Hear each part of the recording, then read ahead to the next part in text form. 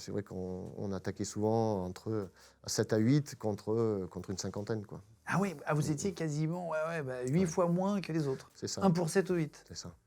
Et vous arriviez quand même à vous en sortir? Ouais, tout à fait, ouais. Sauf, Ouais, on sauf va, la dernière raconter. fois. Mais, T'as fait combien de temps de mission avant de te faire blesser?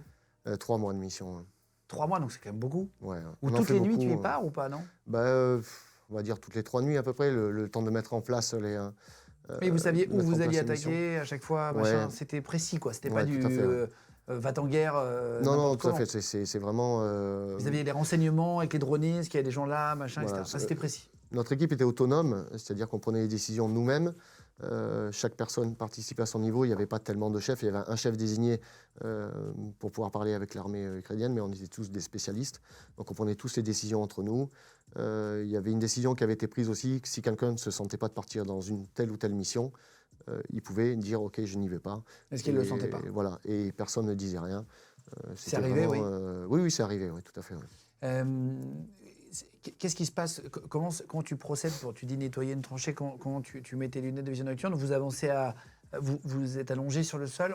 Tu peux nous expliquer un peu qu'on imagine, tu vois? La plupart des zones là-bas, donc il y a énormément de champs, donc c'est surtout des bandes de forêt qui font une dizaine de mètres de large, où il est quasiment impossible de rentrer dedans, parce que les Russes utilisent des mines qui modifient et où ils mettent des fils pour pouvoir les télécommander à distance.